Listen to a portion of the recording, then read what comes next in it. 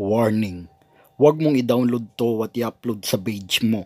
Tang ina mo ka.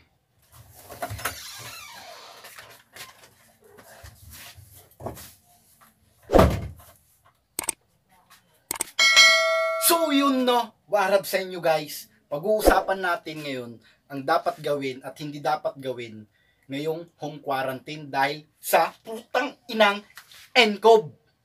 So ano pang hinihintay natin? Umpisaan na natin. Let's go!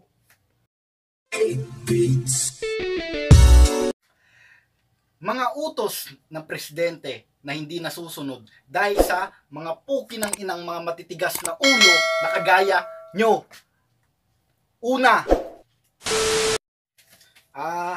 tol, meron na akong paslit para pag magpapaload ako, papakita ko lang to, papayagan na ako.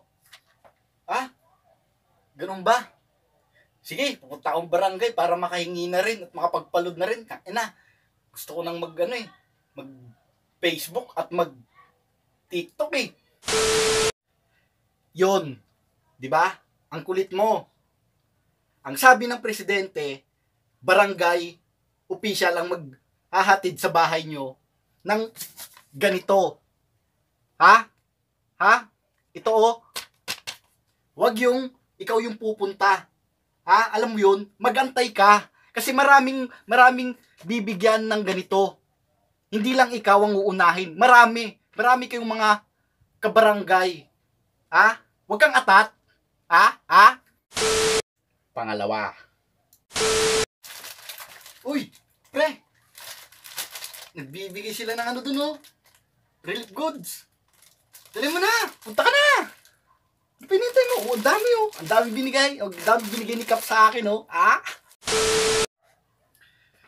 Wag kang pupunta sa barangay kahit saan. Kahit saan na alam mong may nagbibigay ng relief goods. Kasi nga, hindi mo part yun. Huwag ka nang lumabas ng bahay, Antayin mo na lang magbigay sila. Kasi, tangina, kukuha ka relief goods, nakapila kayong lahat. Paano kung may sakit yung isa, di hawa-hawa na kayong lahat? Mga tanga. Diba? Pangatlo, yung gusto mong lumabas ng bahay ng 10 oras ng gabi pero bawal dahil may curfew, yun ang pinaka dapat na susunod. Huwag kayong makulit kasi para din sa inyo yan. Para din sa kapakanan nyo yan. Kasi nga dahil may NCOV, alam mo yun, may NCOV,